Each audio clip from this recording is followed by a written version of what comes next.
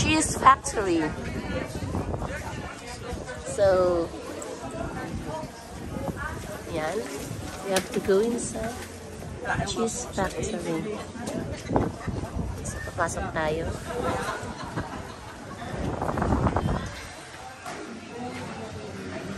Ooh. Roca. Cheese factory tayo. Ang dami, oh. Kyle! Ay.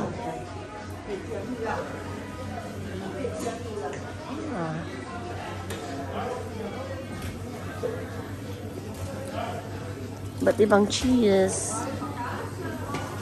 Hindi siya pumasok? CBF?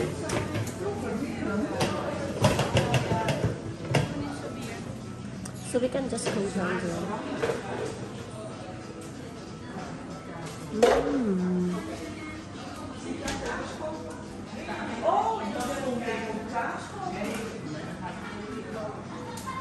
That's cheese factory.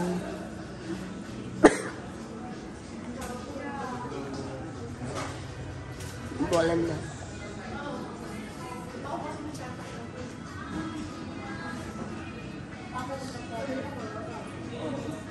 So, yan ang mga mayora. Yes. Big video yan. Oh, naka-video ate. Mga cheese. Cheese.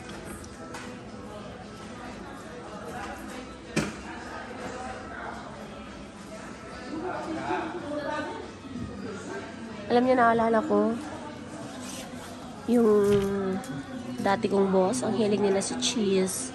Hilig-hilig nila talaga sa cheese. Parang lahat na ng cheese.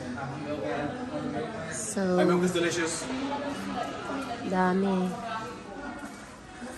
That's what white wine. Cheese accessories. So, ayan yung kanilang factory.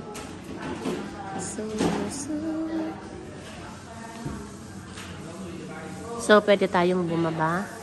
Old factory. So, which way we can start? I-check lang natin saan tayo pwedeng mag-start. Okay, then. So, daan tayo galing. Pwede.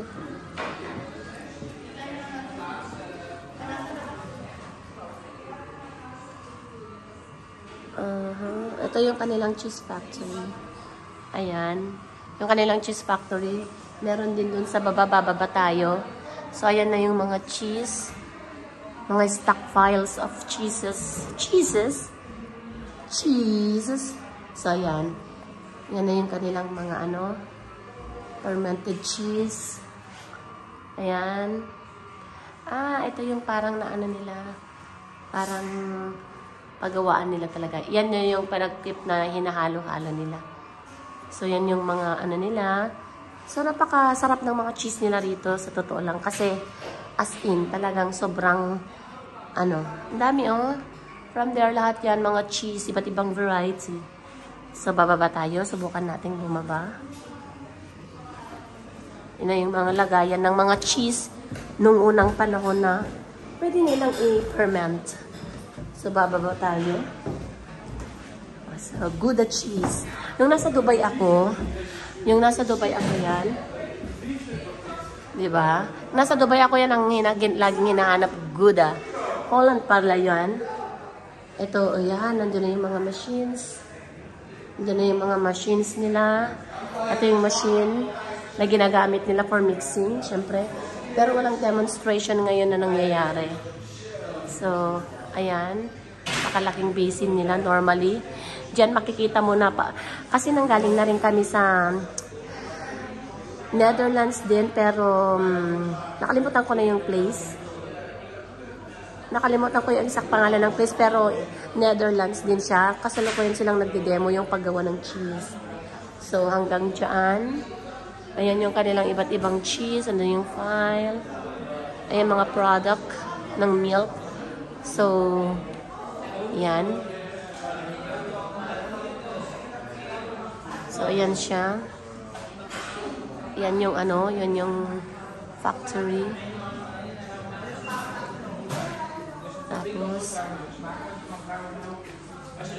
Ayan. Oh, andito na tayo. Mga accessories din. Mga cheese din lahat yan. Oh, okay. So, ito yung isang klase ng deep scoop cracker. So, sea salt talaga yan siya. Medyo maalat siya, pero napakasarap yan. May mga ganyan din. Bolando. Tignan yung price. And ito for €2. So, yan. Imagine mo ang isa. Depende, babayaran mo yung... Itong area na ito, babayaran mo kung ilang years. So, mas matagal yung cheese, mas mahal. Kasi, ito, tignan mo, 6 months. 6 months lang siya, pero €12. Pero out of stock na siya. 1 year, €13. $14.95 kapag 2 years. 3 years is €16. Goat, 10 iba-iba itong goat cheese ito. Goat cheese ito, I'm not sure kung ano. Pero tignan nyo, binabayaran mo talaga yung year. Binabayaran mo talaga yung taon na ma-peppermint siya kasi sinasabi nila na mas matagal yung cheese, mas masarap siya. Diba? So, meron din silang mga ganyan. So, ayan.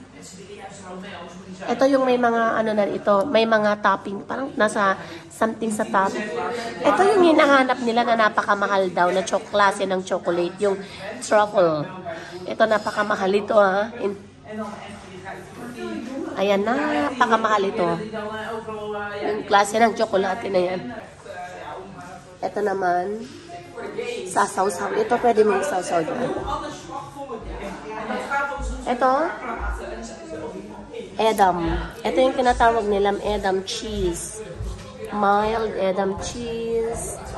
Diba? Depende sa fermentation. Ito naman yung mature. Ibig sabihin siguro ito, mas matagal siya na na-ferment. Mas matagal siya na ginawa kaysa dito. So, ang galing lang. So, mga roca. Ito naman, cheese crispies. Ayan. Cheese crispies. Ibang bonglicious nila. Ayan. Diba? Ayan yung kanilang mga kemorat. And kaya ako, natatakot ako. Baka mamaya, paglabas ko dito, sobrang cheesy ko na siya. Sobrang cheesy na ako. Diba? So ngayon, tignan nyo, mas mahal yung pagka-stack ng cheese. Mas mahal. Mas matagal, mas mahal. Diba? So, yan lang tayo for today's video. Dito sa Cheese Factory Volendam. Volendam is isang city or town dito sa Netherlands. So.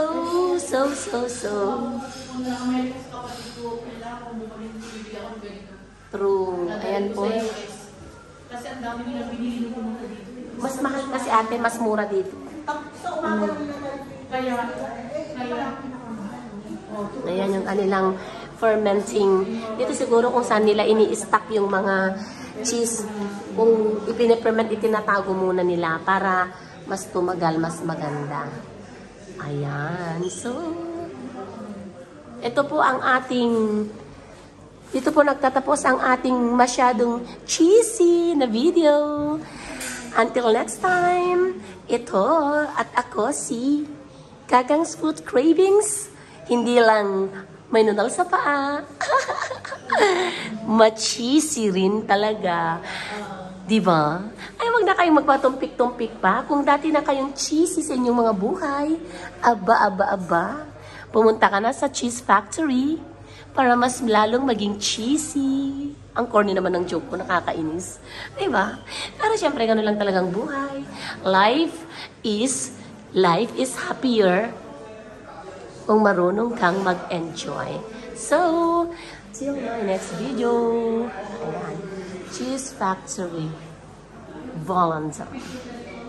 Diba? So, yan.